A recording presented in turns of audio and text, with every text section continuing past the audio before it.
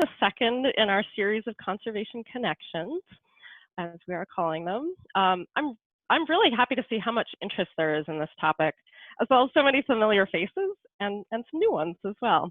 For those of you who don't know me, my name is Ellen Krevling, and since I oversee our science and policy work here in New Jersey, I have the privilege of tackling one of the most important issues ever to face our planet, and that's working on climate change with Trina Malik, who's our featured speaker.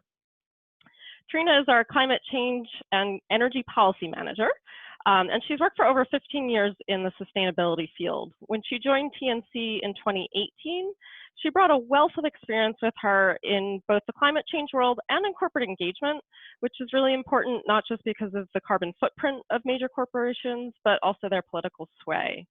So even though back in 2018, when working on clean energy and greenhouse gas emissions was pretty new to the New Jersey chapter, Trina just dove right in and really hit the ground running. She very quickly established a ton of great relationships with her colleagues working on climate change across TNC, as well as across a really wide spectrum of partners and stakeholders in New Jersey. To be successful in this space, so much of this work is about influence. And I think Trina's enthusiastic and effective engagement with so many different kinds of partners has really established TNC as a much needed positive voice in the climate change space in New Jersey.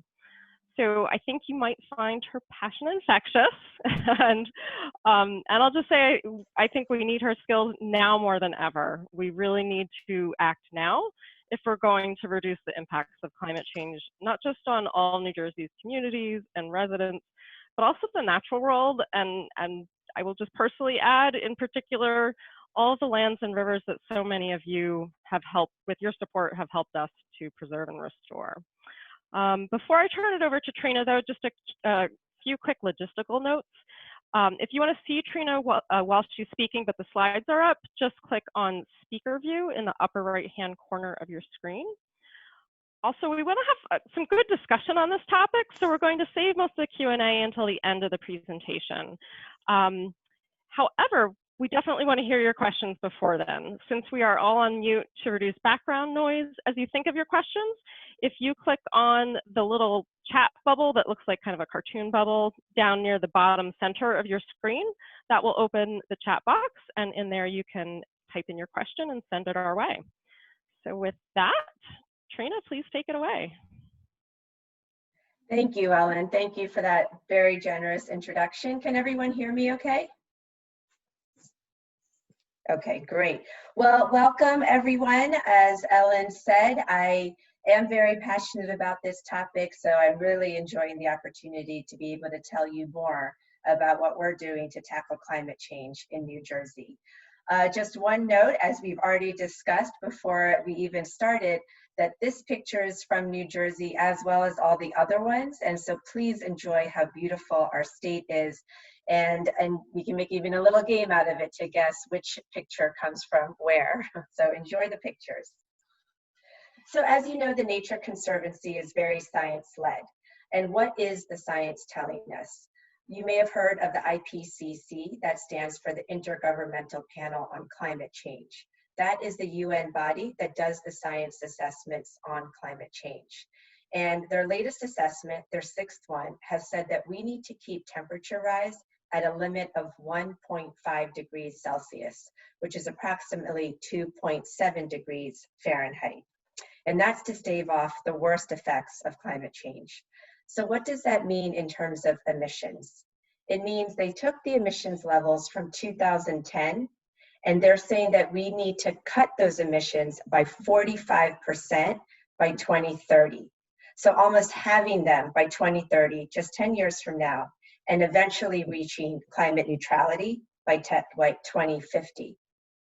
So what does that mean?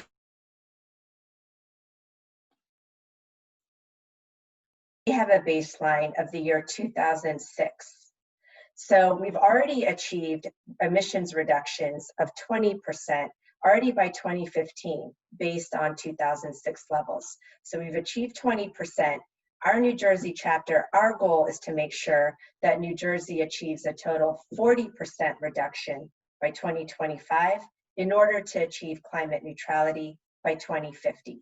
so in line with the IPCC global assessment. So in law already in New Jersey, we have the Global Warming Response Act. So by law, it says that New Jersey needs to reduce its greenhouse gas emissions by 80% by 2050. So why is it important that we tackle climate change in New Jersey? Our emissions account for 2% of our country's greenhouse gas emissions. However, as this slide is showing, we've already experienced a temperature rise of 2 degrees Celsius since pre-industrial times. And remember, the IPCC study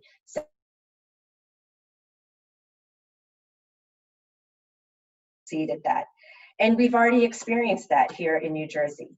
Anthony Broccoli, he's a climate scientist at Rutgers that some of you may be familiar with.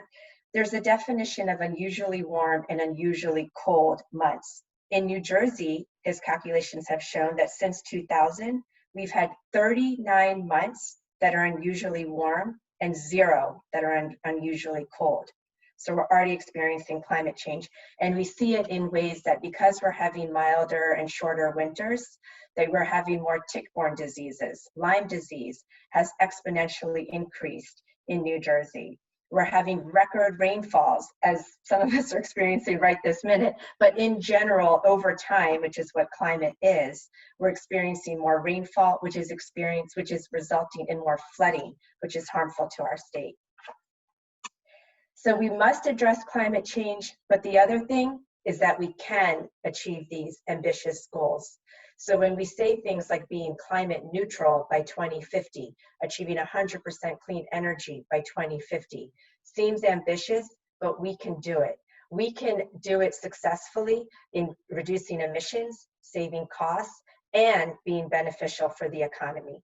New Jersey can serve as a role model, as a template of how other states in the US can achieve climate neutrality and other regions and nations around the world. One thing I want to clarify, what do we mean by carbon neutral or climate neutral? It means that the emissions that we emit minus what we store is 0. There's different ways of storing emissions. One is using nature-based solutions, which the Nature Conservancy works very hard on and is very proactive on, either in our forests or, for instance, in tidal marshes, which our chapter works very hard on, or there's technologies to sequester carbon. So again, carbon neutral means the emissions we're emitting minus what we're storing. We want to achieve that to be 0 by 2050. So how will we do that? So my role is part of a national strategy in the Nature Conservancy.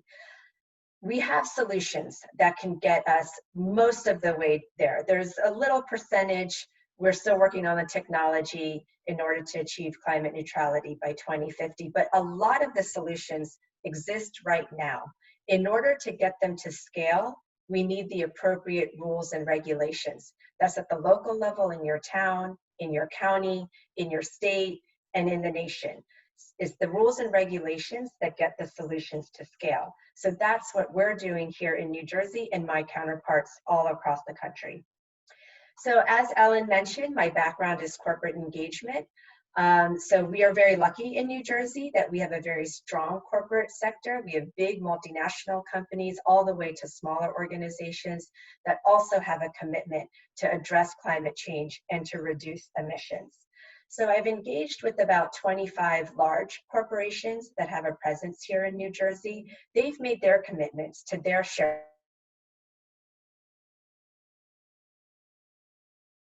to achieve climate neutrality. So working together is mutually beneficial because we have similar goals. We collaborate with other nonprofit organizations. We each come with our own expertise. There's power in numbers. We make sure we're not duplicating efforts, but we're acting pragmatically together to achieve these goals.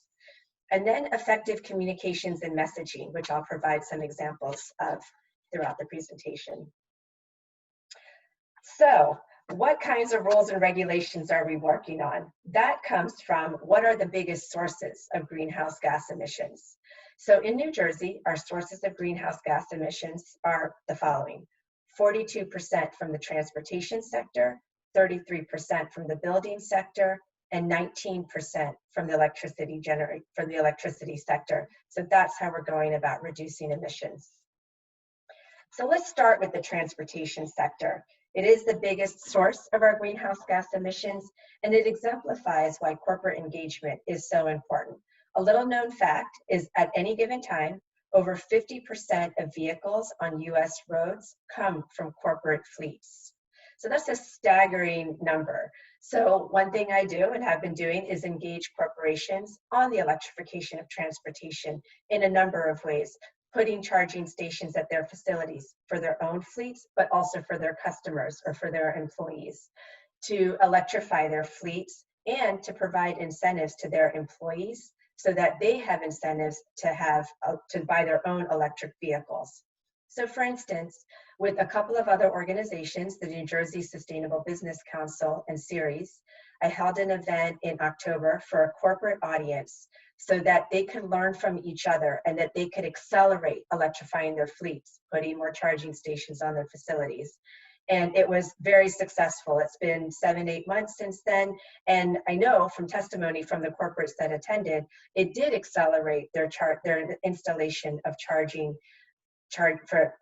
installation for vehicles, for electrifying their fleets, and even providing incentives to employees. At the end of that event, we provided a call to action because at the same time, New Jersey was advocating for an electric vehicle bill. We were part of that. A lot of other nonprofits were part of that.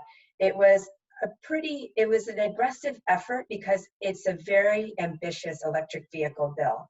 So we put a call to action to the corporates that attended to sign on to a letter that we were going to send to the legislature and to the governor showing their support for this bill. We did get a lot of signatures that we did send to the legislature and the governor, and I'm very happy to say that in January of this year, it was signed into law, and so this really catapults New Jersey at the forefront of electric vehicle adoption in the United States. Some examples of what's in it is having a mandate that 330,000 electric vehicles be in New Jersey by 2025. To give you an idea of scale, we sold about 9,000 in 2019, so we have a long way to go on that. And then, of course, the charging issue. So that bill does address putting 400 public fast charging stations at 200 locations along New Jersey highways, but it also addresses multifamily homes and hotels. Multifamily homes usually includes renters, so they don't make decisions about putting charging stations on their property that they live at. So, and then of course hotels, the guests don't have that option. So it's engaging with those that are property owners to say, put charging stations on so that there's more charging stations for those that own electric vehicles.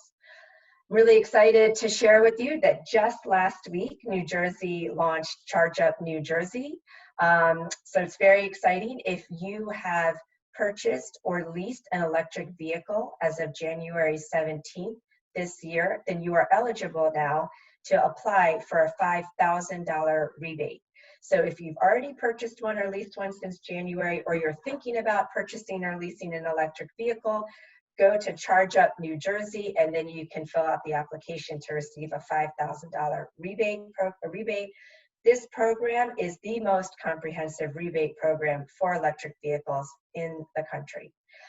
And the other thing I want to say about electric vehicles and being at the forefront of it is that there's a whole sector around electric vehicles. It's, of course, the manufacturers, it's the supply chain that goes into the ultimate manufacture of the car, it's those that make the charging stations. There's a whole sector who are firmly established in California, as you can imagine. They're looking where to expand. So New Jersey has really established themselves as a place to expand for electric vehicles. So it is a job opportunity as well. So I mentioned that we use effective communication and messaging. When you say electric vehicles, now there is more information and awareness about what they are, but even as far back as 2019, there was a lot of outdated information in people's minds. There was, so it was outdated, maybe some misconceptions. So we developed a one-page infographic. There wasn't room on this slide to put that one page, so I just have 3 panels here just to show you the look and feel and some information that we had in that. and we spread it widely. And it was really fun preparing it because we found out a lot of new information, even those that work on electric vehicles all day long. So it really was able to provide clarity on what electric vehicles are. So we shared it to legislators. We shared it with the governor's office and agencies like the New Jersey Department of Environmental Protection and the New Jersey Department of Transportation. We sent it to the corporations I mentioned that I work with and encouraged them to send it to their employees. Cumulatively, it equals hundreds of thousands of people that live and work in New Jersey so that they have more information. We encouraged them to blow it up poster size and put it in their hallways. We sent it to the New Jersey Auto Dealers Association. In this effort to get the electric vehicle passed, there was a lot of engagement with the Auto Dealer Association, because if you've been shopping for an electric vehicle, you may have experienced there's not as much information. So this was just a quick way of introducing or accelerating conversation on the subject amongst auto dealers. We send it to other nonprofits so that they could use at their events. And I've gone to events and I see the poster blown up. It's on an easel. As you can see, our branding is on it. So it's really good that we can share it with other nonprofit partners. We've sent it to chambers of commerce in New Jersey so that they can distribute to their business members. And finally, to environmental commissions all throughout the state, so that in community events that one pager could be disseminated so people know more about electric vehicles in New Jersey. Another thing we're doing to tackle the transportation sector in New Jersey and lowering its emissions is something called the Transportation and Climate Initiative. Some of you may be familiar with the Regional Greenhouse Gas Initiative, referred to as RGGI by its acronym. It puts a cap on emissions for the power sector. RGGI does, if you're familiar with it. The Transportation and Climate Initiative puts a cap on the transportation sector. So it's something that's been in development for quite a few years. We have a very big milestone coming up at the end of 2020, where we want the governors of the states, as you see on the map, these are the states that have been in these preliminary discussions. We want the governors of these states and the mayor of Washington, D.C. to sign a memorandum of understanding by the end of this year that they will join the Transportation and Climate Initiative, because it will be very impactful in reducing emissions across our region. There's some statistics there about how much it'll impact, how many people, how much it'll impact. So the Nature Conservancy, this is a big priority of the clean energy work of the Nature Conservancy.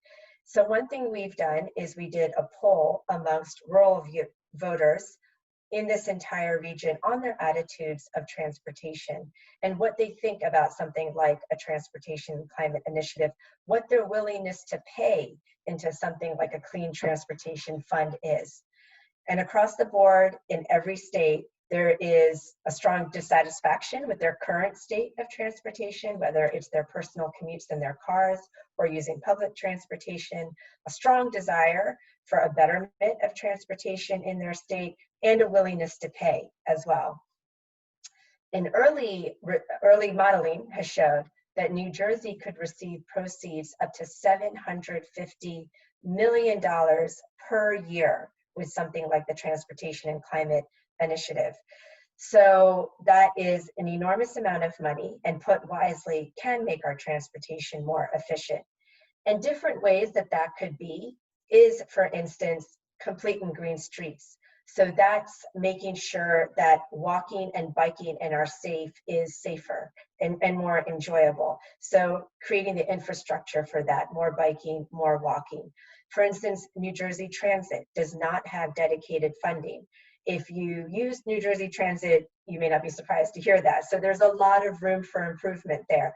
This could be a source of dedicated funding to make New Jersey Transit more user-friendly, to increase its reliability and its efficiency.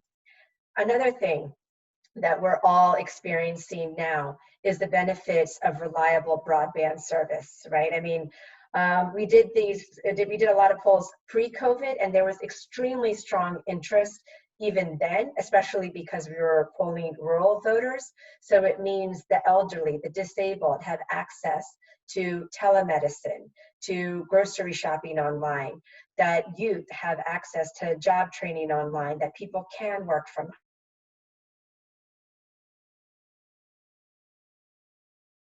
but it's a lifestyle opportunity here as well. Trina, Yes? you just froze for a second there. Okay. You said people can work from, and then we lost you for the rest of the sentence. Okay, thank you for letting me know, Carrie. I am getting a lot of messages that my internet is unstable right now, so just please keep letting me know. I was saying that people can work from home with better broadband access, so that could be a way that some of these proceeds are spent. So there's lots of different ways that proceeds can be spent that's beneficial from an emissions point of view, but also cost savings, productivity, and can create jobs. So good for the economy. We are about to roll out a New Jersey specific poll, so not a region-wide rural poll, but a New Jersey specific one. So we get more details about what New Jersey voters want. So now I'm switching gears to the building sector. Again, the building sector accounts for 33% of emissions in New Jersey. This is a picture, I just downloaded it from the internet. I don't want to belabor the details of this, but I chose it because it's depicting that our buildings can produce as much energy as they consume. These are just some examples of technologies of that. So can you imagine if our homes, if our offices were net zero in their energy consumption? The technology exists now. So one thing we've been doing is, well, New Jersey is in the process of coming up with new energy efficiency programs, because the most efficient way of achieving clean energy goals is using less energy. So there's really good ways of achieving very strong energy efficiency. So we've input into comments in a way that the energy efficiency programs can reduce emissions, can be good for the economy, and are equitable. And again, energy efficiency are good jobs in New Jersey. They're very local, they pay well, and they last. And so very good jobs in New Jersey. Another thing we're doing specifically within buildings is we are supporting and really advocating for appliance standards in New Jersey. There is a national organization that does wonderful modeling and statistics on if the adoption of appliance standards occurs in the states, then what are the benefits? Appliance standards are affectionately termed as the best energy and water saving policy you've never heard of. So for instance, in this list of 17 appliances, if we were to adopt standards for those to only allow the most efficient to be sold in New Jersey, these are the savings that we could achieve. Electricity use by 64,000 homes in New Jersey, natural gas consumption of 28,000 homes, water consumption of 74,000 homes, and the emissions of 69,000 cars per year. From a cost point of view, this would result in annual savings of about $176 million in 5 years, which grows to $362 million in 10 years. This effort is similar to the electric vehicle bill effort that we went through in 2019, so working collaboratively with other nonprofit partners and engaging with the corporate sector. We will pivot to effective communications and messaging as well. And again, depending on the manufacturers of these appliances, if they exist in New Jersey or any part of the supply chain of those appliances, this can be a job creator for this state. So now we turn to electricity generation. So this sector accounts for 18% of emissions in New Jersey.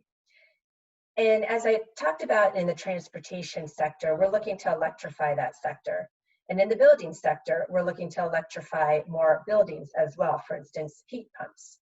And so there will be more demands on the electricity sector, while we want to drastically decrease emissions from the sector as well.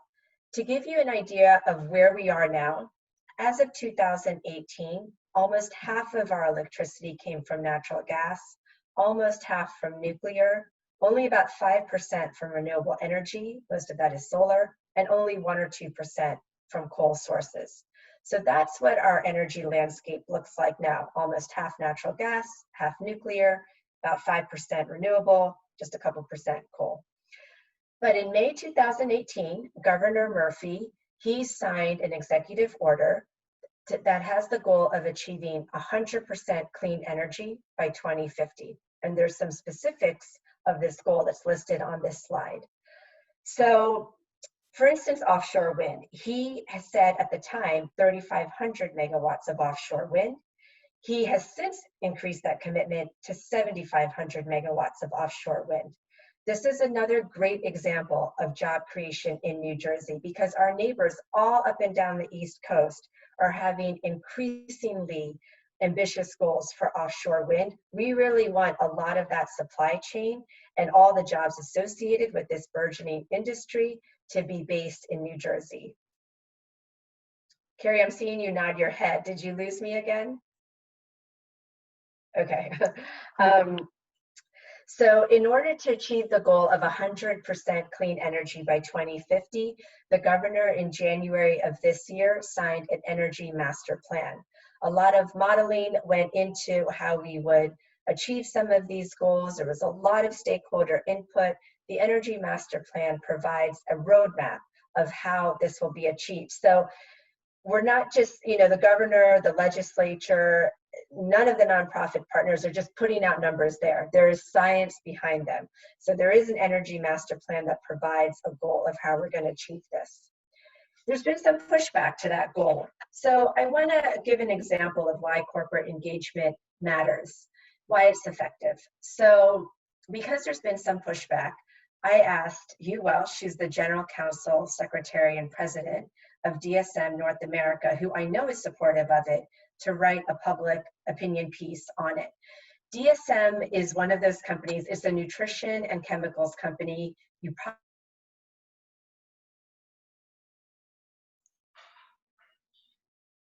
Did you lose me again? Yeah, nutrition and chemicals company. Okay, no problem. You didn't miss much. Okay. So, but their products are in a lot of what we consume, of what we eat, and what we own. So their products are ubiquitous. Their DSM used to stand for Dutch State Mines. It was a coal company 100 years ago. Now they're fully committed to 100% clean energy. So they wrote this op-ed in NJ.com of why the goals of 100% clean energy are important and how the roadmap provides effective solutions to get there. This photo, it's beautiful. It's of their plant in Belvidere, New Jersey. It was inaugurated in January 2019. At the time, it was the largest solar plant in all of New Jersey and second biggest on the East Coast. It has since been superseded by the Great Adventure Six Flag solar farm in southern New Jersey. But they walk the talk. So they're committed to clean energy, and they're providing this plant you see in the background with solar energy.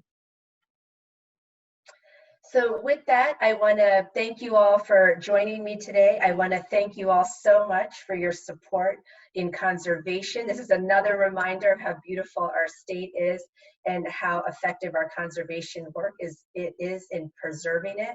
I want to thank you for your support of the Nature Conservancy. We can achieve these clean energy goals, these emissions reduction goals. We can achieve them in a way that saves money, that creates jobs, is good for the environment.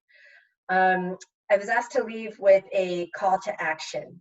And as 1/3 of the way of the presentation said, the way we can get solutions to scale is through appropriate rules and regulations. So whether it's at the local level, your county level, the state level, the federal level, look at candidates that are running, what their stance is on climate change, and vote accordingly so that we can get the solutions up to scale. And with that, I'm very happy to take questions. I know it was a lot of information. So if you think of something later or you want to take it offline, absolutely feel free to email me at the email address provided. Okay, and we have some questions from the chat, Trina. Okay. First question, are we currently on track to reach 40% emissions reduction by 2025? Yes, we think so, because already 20% has been achieved by 2015. And now we have a very aggressive electric vehicle adoption. Offshore wind is set to come online in a few years, let's say 3 years, maybe 4 years. So we are on track. Okay, and is there a model ordinance available to propose at the municipal level to help with these goals? Oh, I love that question. And I would love to get back to you on that. I would love that. I'm an environmental commissioner myself, so that's a good question for me to know as well for my town. Okay. Okay, and does electric vehicle, when you use the term electric vehicle, does that include plug-in electric hybrids? No, it's 100% electric vehicles. Okay. And are the batteries in EVs recyclable? Yeah, that's a great question. There still needs to be work on that. There is more recyclability of the batteries. There is more lifetime of the batteries than there was. So the technology is always evolving, but we do need more recyclability of all the parts of the battery as we get more electric vehicle adoption. Mm-hmm. The $750 million cost savings that you referenced, does that reflect the health benefits as well? That's a great question. So that refers to the Transportation and Climate Initiative. What that is a cap and invest program. It's a carbon market for the transportation sector. So the $750 million is the proceeds that would come out of that cap and invest. I don't want to get too technical, but in the carbon market, so Sue, if you have an allowance to emit some, and I have an allowance to emit some, and then you emit more than what you're allowed to, then you buy them from me. And that's how proceeds are created. That's how we get money out of a carbon market. And so the $750 million is not actually cost savings, but the proceeds that come from this carbon market. Right. But it's a great question on public health. I don't think any of the dollar figures that I mentioned in this presentation includes public health. Of course, that is especially when it comes to transportation, because we are a more urban state than the others in our region, especially New England, our northern states. The public health benefits are huge because in New Jersey, we spend a lot on emergency room visits for asthma and other respiratory ailments, especially in our urban communities. So there's huge cost savings there, none of which I captured in this presentation.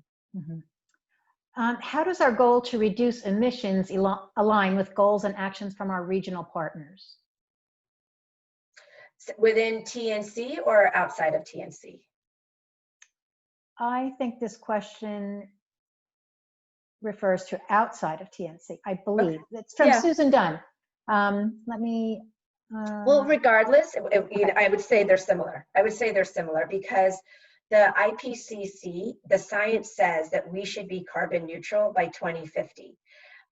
In New Jersey, all the modeling that's been done by Rutgers, that the Department of Environmental Protection does, we've had meaning New Jersey government has had outside consultants come in.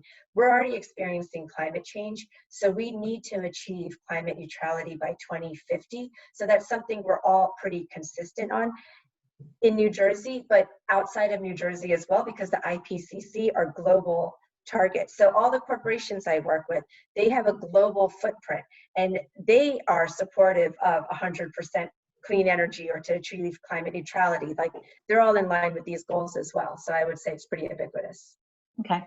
Now, since we're learning that work from home is possible for so many, will there be more incentives to reduce the number of daily commutes? So not as I know from a government level, but definitely from employers, for instance. There's other entities in play. Schools, are they going to have a hybrid or an option of virtual learning that's just more commonplace?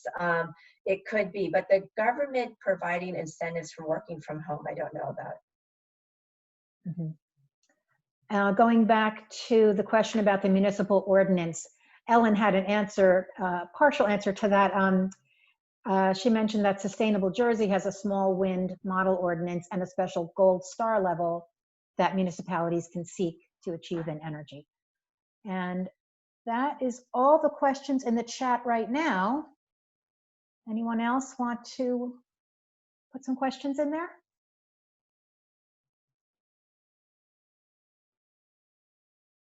I think that's it. Okay, well, thank you, everyone. As I said, you have my email address. If anything comes to mind later, please feel free to shoot me an email. I always enjoy talking about this subject in a way that's helpful to others and can have more impact. I absolutely want to invite you, if you haven't already received the invitation, to join our next in the conservation series. It's called The Elusive Bobcat. It's on Wednesday, June 17th from 1 to 2 p.m. My wonderful colleagues, Eric Olson, Neha Savant, and Mike Shanahan are going to present on what they're doing to their vision for the connected landscape that will benefit bobcats and other species in northern New Jersey. It's going to be very inspiring and wonderful. And with that, I thank you again for listening, for your support, for conservation, for the Nature Conservancy, and for your interest in tackling climate change. Thank you.